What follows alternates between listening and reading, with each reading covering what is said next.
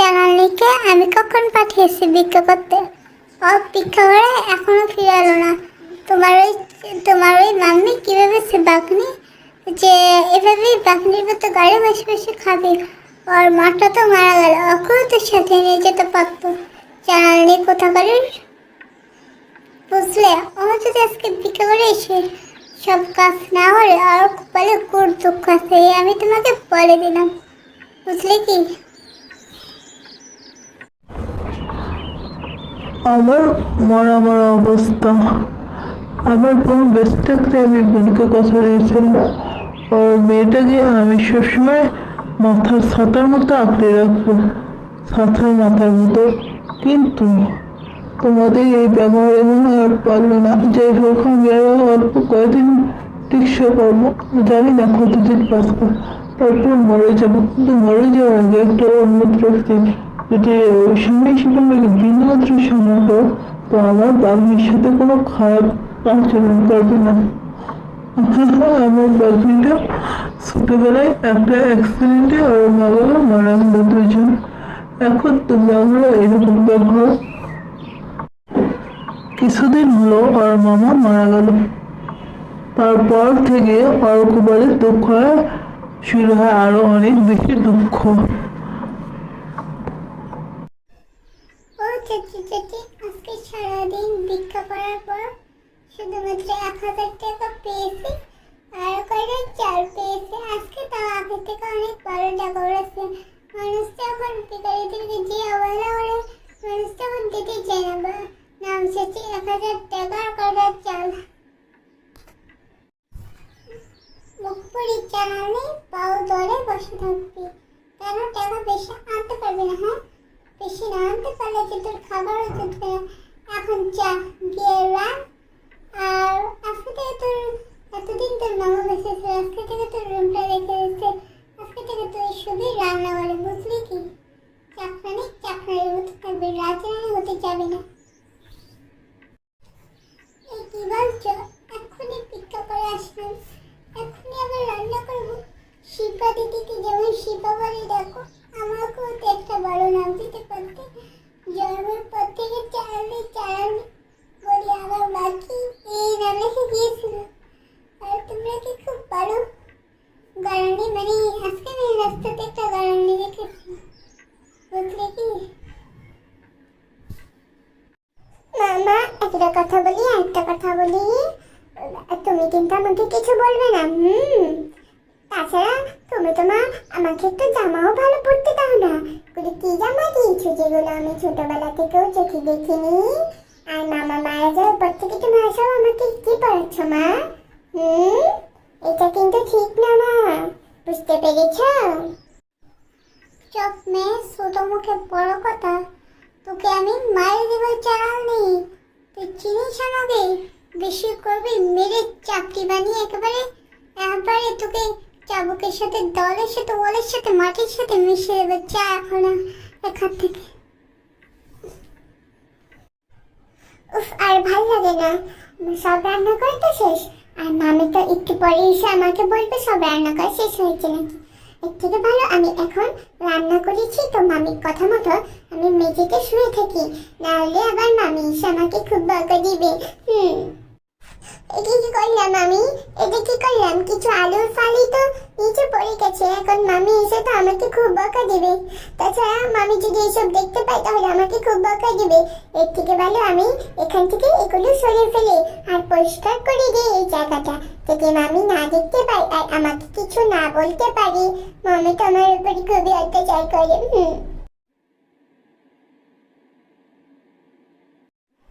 ও মা, ওই মেয়েটা থাকার আগে পান্তাভাত রুচি খেতাম। ওই মেয়েটা যখন আমাদের বাড়িতে ছিল না, পান্তাভাত রুচি খেতাম।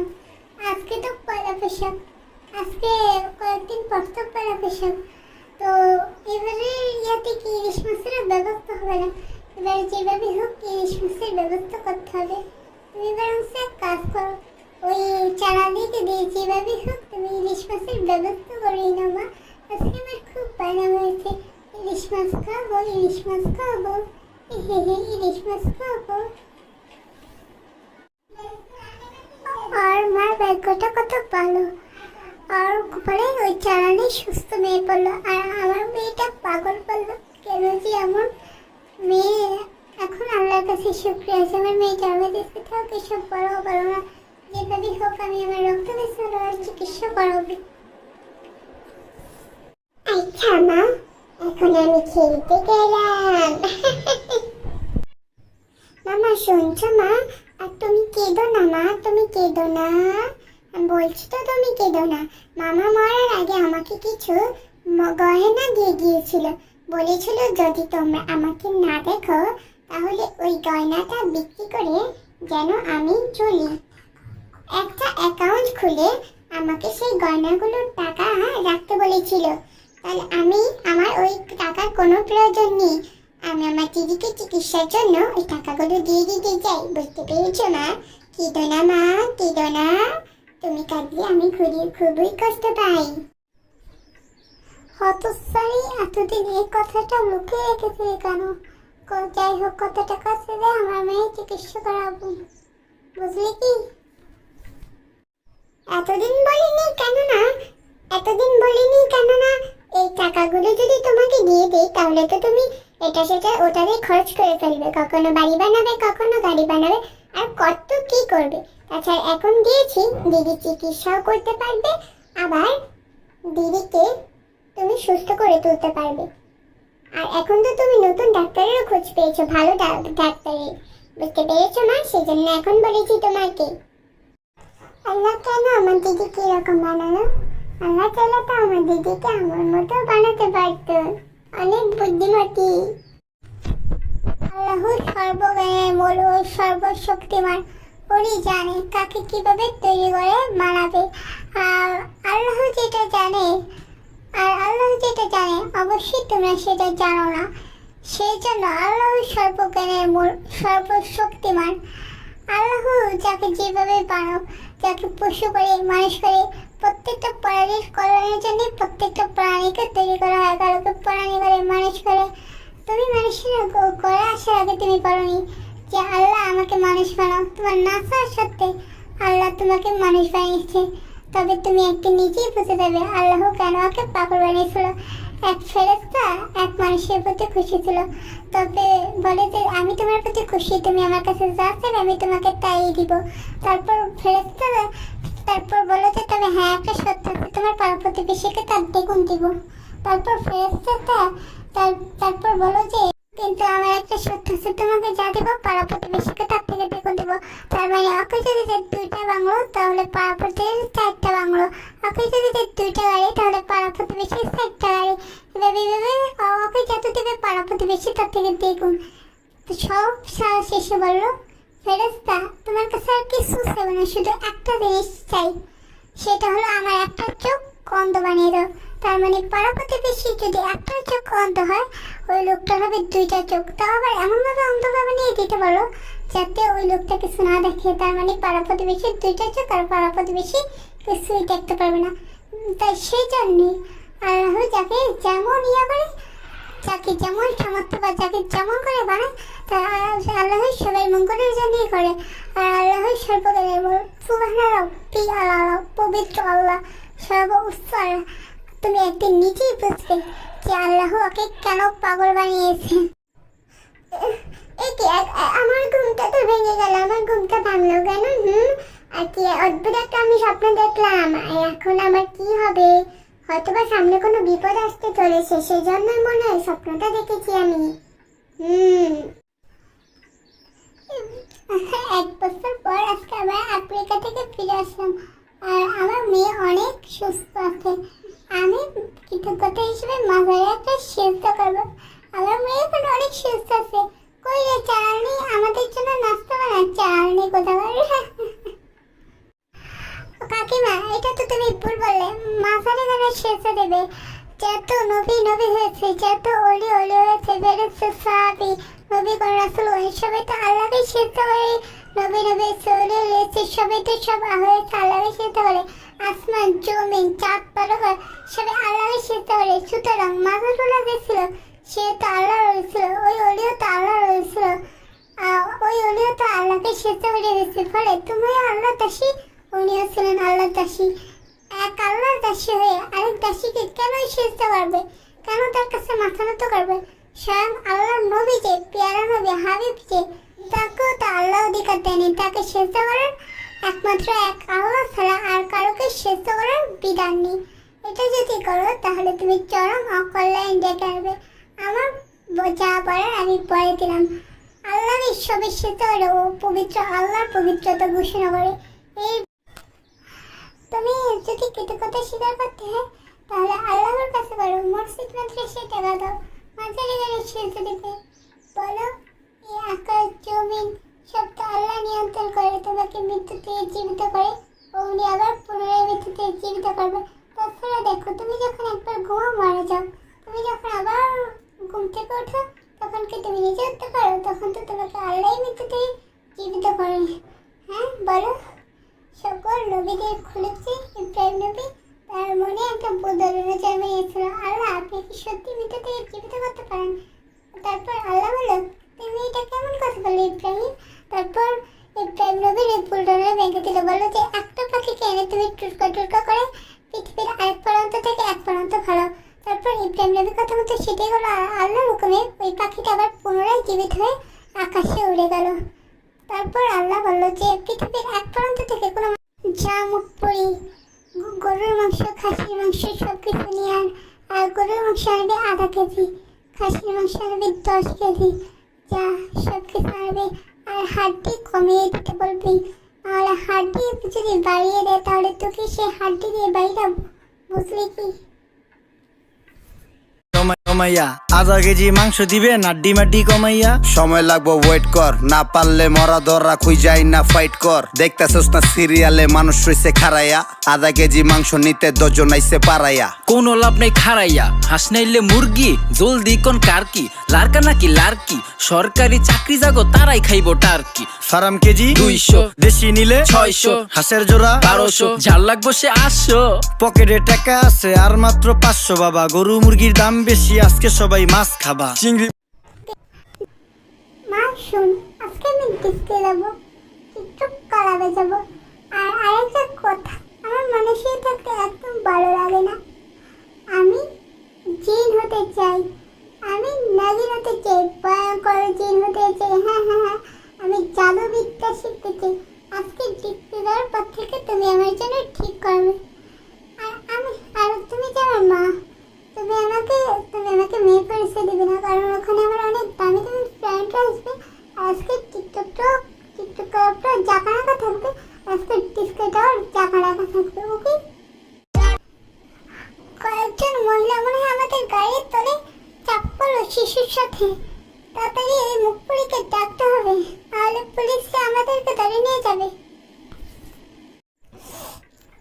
তুমি না বলেছিলে ওকে আল্লাহ কেন জ্ঞানী করে তৈরি করে না, কেন ওর জ্ঞান তৈরি করে নিচ্ছে? এখন দেখো ওর ডিস্কে গিয়ে বেতর বেজের মতো পার্টি করে।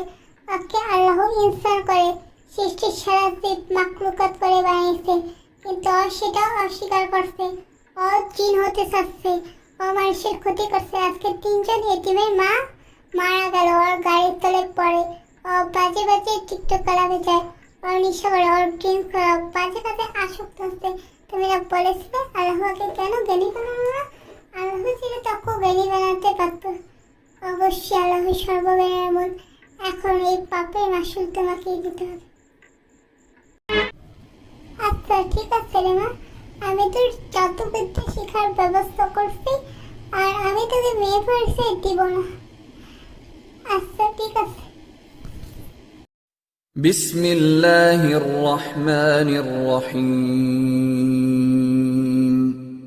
إذا زلزلت الأرض زلزالها وأخرجت الأرض أثقالها وقال الإنسان ما لها يومئذ تحدث أخبارها بأن ربك أوحى لها يومئذ এটা আমি কি করলাম? যত শিশু এতিম হয়েছে, যত মানুষ ধ্বংস হয়েছে, সব এতিম শিশুর দায়িত্ব আমি নেব। আর এখন থেকে এই ভুল শুধরানোর দায়িত্ব আমার।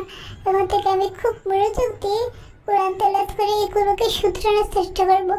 আর ওই শয়তানি কাকিমার ফল কি হয় সেটা আমিও দেখে নিব।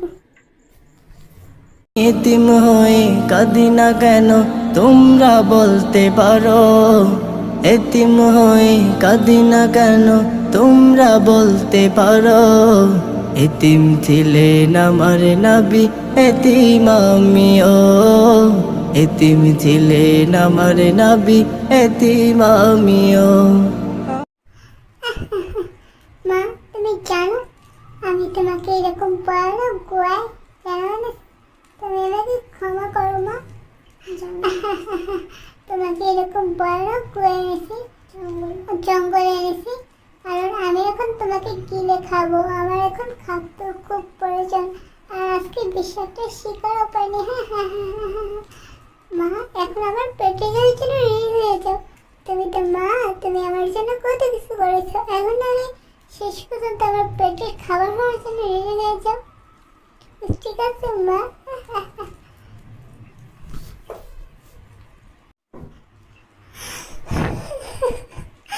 ওই মেয়েটাকে, আমার মেয়েকে চালানি বলে, যে মেয়েটাকে চালানি বলে আমার মেয়েকে বড় করলাম, এত আদর করে এত লালন পালন করে ওকে বড় করলাম, ওকে চিকিৎসা করে সুস্থ করে তোলাম, সেই মেয়ে আর কি আজকে আমাকে গিলে নিচ্ছে। আর যে মেয়েটাকে আমি চালানি বলে, আর একটা সুন্দর নাম নয়নতারা থাকা সত্ত্বেও এই মেয়েটাকে আমি চালানি বলে ডাকলাম, সেই মেয়ে কিনা আজকে আমাকে এত ভালোবাসলো। আর যে মেয়েকে ভালোবেসে বড় করলাম সেই মেয়ে কিনা আজকে সত্তর চেটে পড়ে আমাকে ঘিরে বসছে। দুনিয়া বড় স্বার্থপর, তবে আমাকে ঘিরে ফেল, তুই আর কিছু বলার নেই। তবে তুই যেখানে থাকিস তুই আমাকে ক্ষমা করে দিস রে মা, আজকে আমার নিজের মেয়ে আমাকে ঘিরে ফেলছে।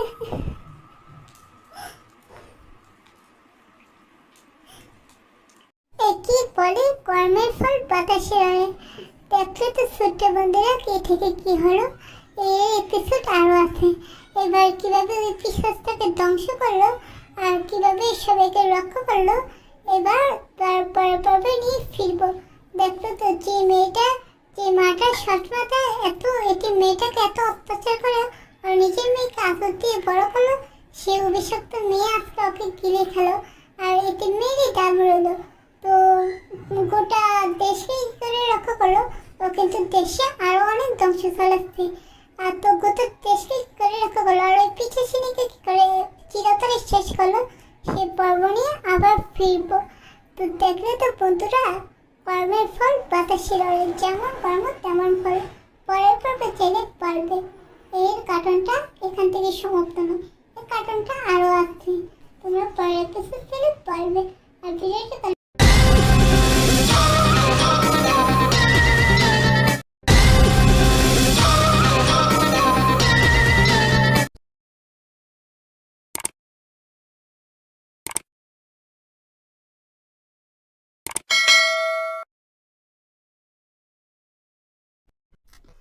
আরব দেশের রাজধানীতে এক গ্রাম ছিল। সেখান থেকে কিছু মেয়ে শহরে যায়, আর সেখানে একটা বাদর ছিল যে গাছের সাথে চুনচুরি খেত আর খুবই সুন্দর করে আল্লাহর জিকির করত। আশার প্রদীপ গুলো কখন জানি নিয়ে আসে ব্যথা তোর মন বুঝে না কত সুদূর সুরিয়ালো তুমি ছাড়া। স্কুলে অনেক বাচ্চারা পড়াশোনা করতো আর সেখানে অনেক বড় বড় বিদ্যালয় এবং সুন্দর সুন্দর বিদ্যালয় ছিল। যেহেতু আরব দেশে অবস্থিত তাই বিদ্যালয়গুলো ছিল অনেক সুন্দর। সেখানে প্রায় অনেকেরই গ্রাজুয়েট কমপ্লিট করা ছিল, আর সেখানে লোকরা অনেক বড় লোক ছিল যা তারা প্রতিদিনই শপিং করে নিয়ে আসতো অনেক টাকা দিয়ে।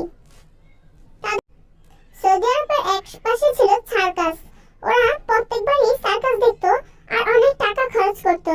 আর সেখানে ওরা বিভিন্ন বিচেও ঘুরতে যেত, সেখানে অনেক হুজুরাও ঘুরতে যেত।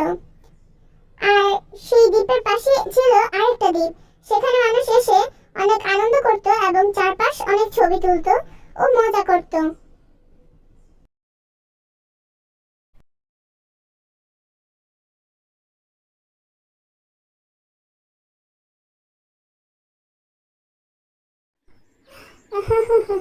তুমি কত কালো, কত জোগাড়, কত বেকার, আর আমরা কত সুন্দর ফর্সা।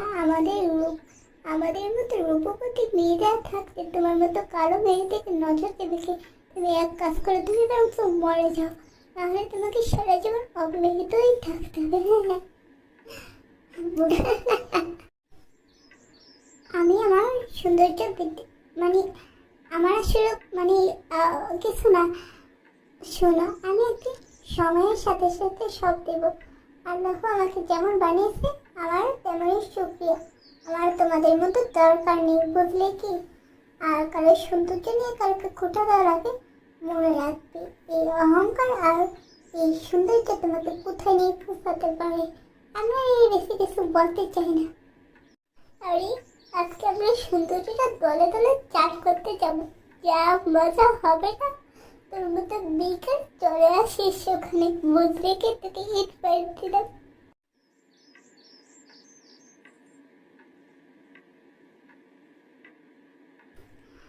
আচ্ছা, তোমরা দলে দলে চান করতে যাও, আমার কোনো তাদের সমস্যা নেই।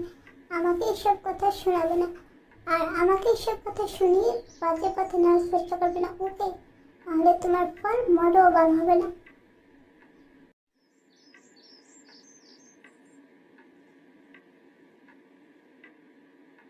মিশে বলে তারে কালা কালা, এটা বললে তার গায়ে খুব হয় যে জ্বালা, কালা কালা কালা।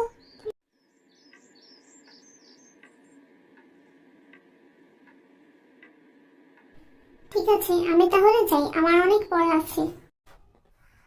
তারপর ওরা সুইমিং পুলে গিয়ে খুবই আনন্দ করে সাঁতারে লাগলো আর বলতে লাগলো, দেখ রাত্রি, ওই মেয়েটার কপালটা কত প্যাঁচাক, ওই কালো জামটা আমাকে কতগুলো কথা শুনিয়ে দিল। ওকে ফলের মতো কালো, মিষ্টির মতো কালো বললাম বলে আমাকে কতগুলো কথা শুনিয়ে দিল। আর সুন্দর হলে সুন্দরের মজা ও কি বুঝবে বল রাত্রি? হ্যাঁ, গোসল করতে সেই মজা হচ্ছে। ব্যাটার ছেলে, তোদেরকে কাজে না নিয়ে রাস্তার একটা কেড়ে কুকুরকে কাজে নেওয়া ভালো। আজকে এক মাস হয়ে গেল কোনো সুন্দরী মেয়ের জোগাড় করতে পারিসনি, যাদেরকে আমরা পাকড় করে অনেক টাকা দেব। কি আনিস বুঝলি না? আমার বেতন দিয়ে কি জন পাচ্ছে নাকি? এইভাবে চলতে থাকতে আমার ব্যবসা আর আমার বিজনেস অনেকটাই নিচে নেমে যাবে। সেই খেয়াল কি তোদের আছে? আর একদিন যদি সুন্দরী মেয়ে না আনতে পারিস তাহলে তোদেরকে গলা টিপে মেরে ফেলবো।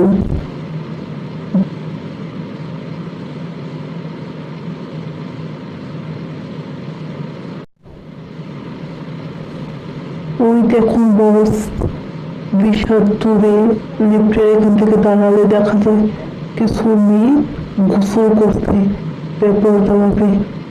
ওদেরকে যদি স্বীকার করে না যায় তাহলে লিফটের এখান থেকে দাঁড়িয়ে বেটা ভালো করে খেলা করতে থাকে।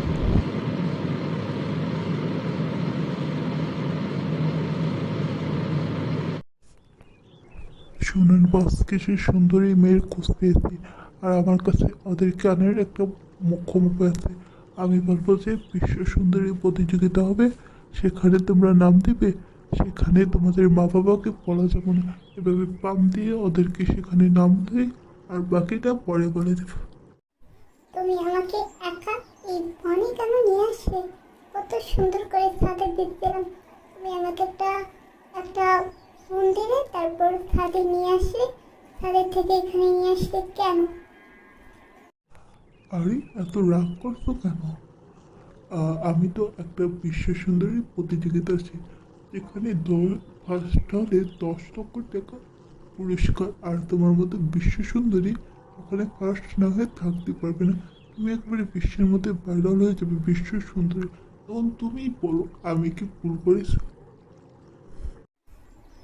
আচ্ছা, তাহলে আমি আমার মাম্মিকে বলে আসবো, আর আমার সাথে যত বান্ধবী আছে সুন্দর সুন্দর ওদেরকে নিয়ে আসবো। আমি ওদেরকে দেখিয়ে দেবো যে আমি বিশ্ব সুন্দরী।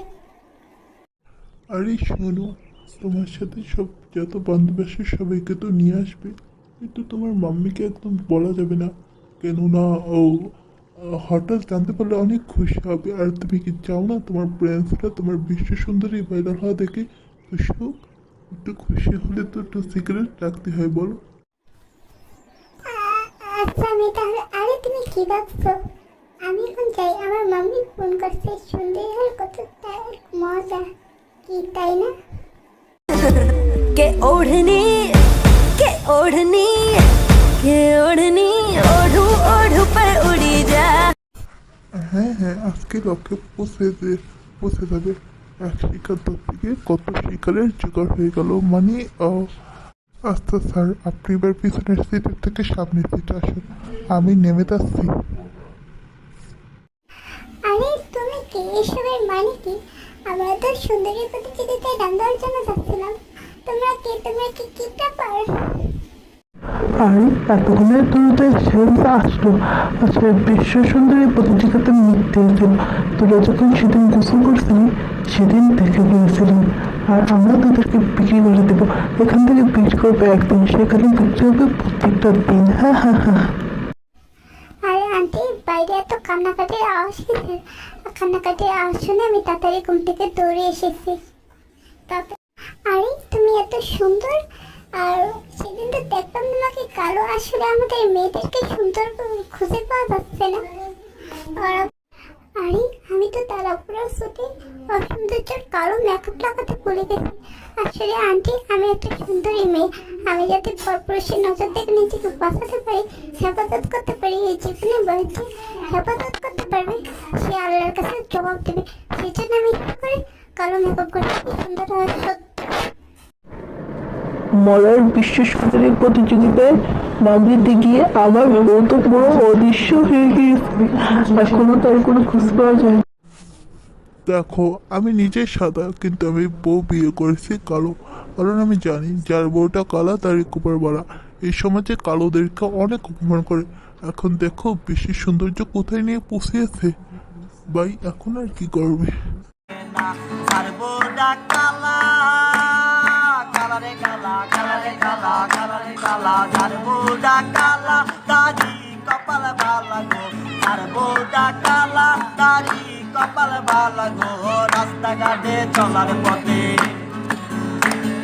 রাস্তাঘাটে চলার পথে মানুষের নজর লাগে না। শোনো, একে একে আমাদেরকে সবকিছু খোঁজ করতে হবে। একে একে অনেক মানুষই ওদের হচ্ছে ফোন কোম্পানি থেকে খোঁজ নেবে, আর আমি আশেপাশে যত ফুটেজ আছে সব ট্র্যাক করবো, দেখি কোনো কুল পাওয়া যায় কিনা। হাই রে গোপাল, বেপরদার কি পড়ি না, এখানে এসে আমাকে কত কাজ করতে হয়। এত কাজ করতে করতে আমার আর ভালো লাগে না, মনটা চাই দিয়ে জীবনটা দিয়ে পড়ানটাকে বাঁচিয়ে দিই। আরে জীবন থেকে আবার পড়ার বাঁচাবো কিভাবে? আবার টাবারের সুতে মুখে দিয়ে কি আসে না? যা সরষের তেল আর রসুন গরম করে নিয়ে আমার পায়ে মালিশ করে দিতে, আর আমার লুঙ্গি আরো কিছু শার্ট ঝুলানো আছে সেগুলো দিয়ে দিস, বলছিস কি করতে হবে। রাতে যখন অন্ধকার হয়, যখন সবাই ঘুমায় যায়, তখন আমার বান্ধবীরা আমাকে মারে যে ওকে কেন এনে ফাঁসালাম ওদেরকে এখানে। এখানে আমি কি করবো, আমিও তো ফেঁসে গেছি। এখন একটাই কথা, আমি আর তোমার কোনো কাজ করতে পারবো না। শুনো, তুমি নিজে পারলে করে নাও, বুঝেছো? শুন সংকল্প, ওই মেয়েটার মুখে অনেক পুলি পুঁতেছে, একে তো টাকা দিয়ে কিনে নিচ্ছি, তারপর আবার কোনো কাজ করাতে পারছি না। তুই এক কাজ কর, ওকে মেরে ওর মা বাবা যে সিটিতে থাকে সেই সিটিতে নিয়ে ফেলে দিয়ে আস, আর ছাদের থেকে ফলাবি, যাতে সবাই বুঝে যে ওর মৃত্যু ছাদে পড়ে, যাতে সবাই বুঝে যে দুর্ঘটনার ড্রিঙ্কস ফেলে এসেছিল আর নিজেই ছাদের থেকে আত্মহত্যা করেছে। আচ্ছা ঠিক আছে, আপনার যেমন হুকুম স্যার। শোনো, আজকে আমাকে কালো মেকআপটা খুব ভালো করে করতে হবে। আজকে আমাকে আবার খুঁজে বেরোতে হবে। তুমি গাড়ি নিয়ে রেডি থাকো, বাই। তাহলে আমি এখন মেকআপ করতে যাই। 2 দিন আগে যে মেয়েটা অঙ্ক দেয় তো সাদা সাদা পয়সা পয়সা বলে, যে মেয়েটা অঙ্ক দেখাতো, আজকে সেই মেয়েটার লাশ পাওয়া গিয়েছে। ও সেই লাশ কবরে দিয়ে এসেছে। আমি বুঝি না, তুই নিজেকে এসবের মধ্যে কেন চালাস? কেন তুই সবার চোখের আড়ালে কালো মেকআপ করে কেন এইভাবে খুঁজতুস নিচ্ছিস? তুই জানিস না তুই ছাড়া আমার কেউ নেই? তোর কিছু হলে আমার কি হবে মা? কি বলছো মা? দেশের বিপদে দেশের পাশে দাঁড়াবো না? আর কেউ তো জানেও না যে আমি ওই মেয়েটা যে গোলাপি হিজাব পরা কালো মেকআপ করে ঘুরে বেড়ায়। যাই হোক মা, তুমি আলুর পরোটা বানিয়েছো, খুব মজা হয়েছে। এখন খেয়ে আমি কাছে গেলাম, আমার জন্য দোয়া করো। শোন, যে মেয়েটাকে মেরে ছাদে ফালিয়ে দিয়ে আসলি না, ছাদের থেকে, সেই মেয়েটাকে আজকে কবর দিয়েছে। কবরে গেলেও তো ওর শরীরের জামাগুলো, কিডনিগুলো, চোখগুলো বেশ মোটা সোটার দামে বিক্রি করা যাবে, আর ওখানে অনেক ওষুধও ব্যবহার করা যাবে। যা, কবরে গিয়ে ওটাকে তুলে নিয়ে আসার ব্যবস্থা কর। পাহাড় সমান জমিদারি পাইলাম না রে কানা করি, খালি হাতে দিলাম ওরে জনমের বিদায়। মুর্দার কান্দা কয় জিন্দারে বায়া, বুঝি দিলাম ওরে জনমের বিদায়। মুর্দার কান্দা কয় জিন্দারে বায়া। নাম মসজিদের মাইকে, বাড়িওয়ালা নাই রে বাড়ি নাই রে দুনিয়াতে, বাড়িওয়ালা নাই রে বাড়ি নাই রে দুনিয়াতে, বাড়িওয়ালা নাই রে বাড়ি নাই রে দুনিয়াতে, বাড়িওয়ালা নাই রে বাড়ি নাই রে তোমাকে যে বাদরগুলো গোরস্থানের দিকে যাচ্ছে, যে কথা বলে ফোন করে আমার না, আমরা তার ফলোই নিচ্ছি। এখন কথা না বলে তাড়াতাড়ি চলো, কারণ আমরা মানুষ, আমরা ফাঁকা চোখে যেটা দেখি না, আমরা বড় চোখে যেটা দেখি না, বাদররা সেটা দেখে, পশু পাখিরা সেটা ফাঁকা চোখে দেখতে পারে। কারণ আমাদের মানুষদের চোখ শুধু একদিকে থাকে, আর পশু পাখিদের চোখ চতুর্দিকে। সেজন্য আমাদের ওদের কাছে পৌঁছাতে হলে পশু পাখিদের পিছু নিতে হবে। এখন তাড়াতাড়ি চলো, গাড়ি চালিয়ে। ম্যাডাম, আমি কিছু একটা দেখতে পেলাম, আমি কিছু একটা দেখতে পেলাম। গাড়িটা প্যাক করো আর তুমি গাড়িতে থাকো, আমি একা যাচ্ছি, সুযোগ পেতে তোমাকে ডাক। তোমরা কি এখানে লাক্সারি করতে এসেছো?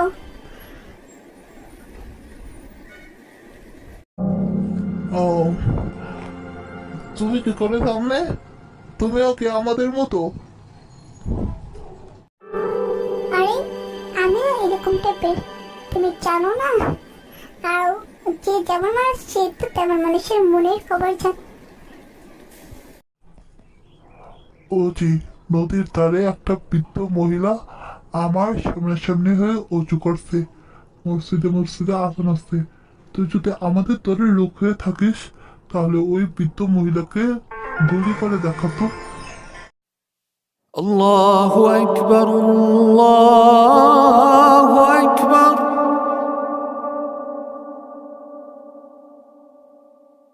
আল্লাহু আকবার, আল্লাহু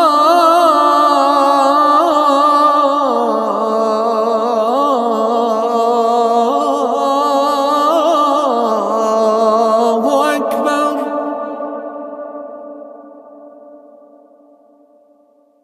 أشهد أن لا إله إلا الله. না না, ওই বৃদ্ধটা তো আর কয়দিন পরে এভাবে মরে যাবে, কারণ হায়াত থাকতে কাউকে মারবে কেন শুনি? না না, আমি ওর উপরে গুলি চালাতে পারবো না।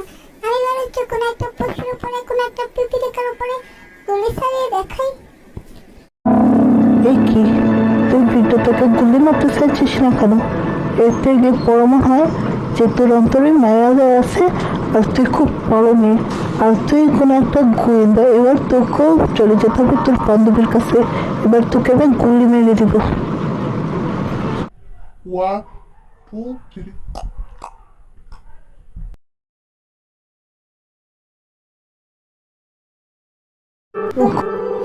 নাও, তোমাদের শান্তি হয়েছে। তোমার মেয়েরা বিপদ বলে আমার মেয়ে খোঁজ করতে গিয়ে আজকে আমার মেয়ে মারা গিয়েছে। আমার মেয়ে বলেছে হসপিটালে ওকে দাফন করে দিতে, ওকে যেন বাড়িতে না হলে ওকে অনেক পর পুরুষ দেখবে। তোমাদের শান্তি হয়েছে, এবার আমি ওকে ছাড়া কি করে বাঁচবো? আমার আদরের মেয়েটাকে ফিরে এনে তোমরা, তোমাদের শান্তি হয়েছে। আরে কাকে কেটো না, ও তো অনেক কত পড়ালেখার মেয়ে ছিল, আর তেজস্বী একটা মেয়ে ছিল।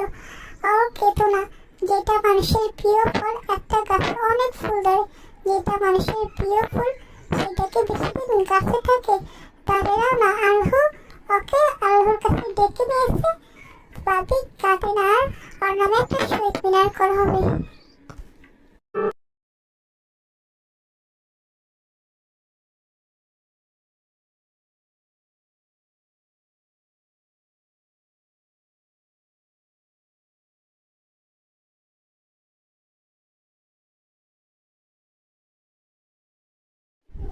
আমার এই খবরটা গুজব নাকি বাস্তব সেইটা যাচাই বাছাই করার জন্য ওরা অবশ্যই রিপোর্ট দিতে আসবে। তুমি কিন্তু নকল রিপোর্টটা ভালো করে রেডি করে রাখবে। আর এখন আমি ওয়াশরুম করবো, এখন তুমি এখান থেকে যাও। ম্যাডাম, আপনি চিন্তা করবেন না, ওই নকল রিপোর্ট খুব ভালো করে রেডি করা আছে। আপনি এমন ডাক্তার দিয়েছেন না যে ওই রিপোর্ট আপনি এক মিনিটে রেডি করে ফেলেছি। এবার শুধু সাপোর্ট করলে, আপনি সাপোর্ট করলে ওদের কাছে দিয়ে দেব, সমস্যা নেই। আমরা তো শুনলাম ওই মেয়েটা মরে গেছে, এই খবরটা সত্য কিনা ট্রাই করার জন্য তুই ওই ক্লিনিকে যা, আর ওই হতসারাকে বলবি যে আমার জন্য কিছু ওষুধ নিয়ে আসতে, আর ওই রিপোর্টটা নিয়ে আসবে, অনেক টাকা থেকে যাবে। আস্তে আস্তে ঠিক আছে। আর আমি যে 3 লাখ চামচার মধ্যে খেতে যাচ্ছি, আমার বেতনটাও কিন্তু দিয়ে দিবে।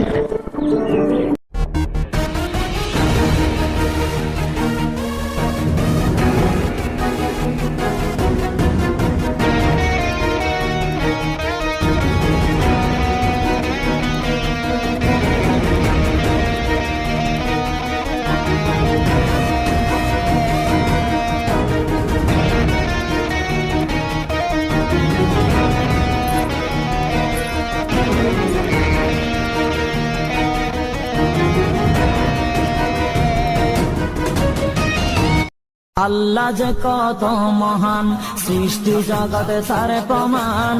তিনি এক অদ্বিতীয় আল্লাহু আহাদ, তিনি এক অদ্বিতীয় আল্লাহু আহাদ। তারি প্রমাণ কুল হু আল্লাহু আহাদ, তারি প্রমাণ কুল হু আল্লাহু আহাদ। আল্লাহর নাই মাতা পিতা, আল্লাহ হলেন নিরাকার। কুল হু আল্লাহ নামটি বাইরে কুরআনে আছে প্রচার। সব কিতাবের সেরা, মেলে না তার জোড়া, তাই নাম কোরআন শরীফ। যে জন কোরআন বোঝে না, সে তার রবকে চেনে না। কুরআন চলার সাথী, কুরআন গোরেরই বাতি, কুরআন পথের ঠিকানা। যে জন পড়ে কুরআন। তার মানে সত্যিও মরে গেছে।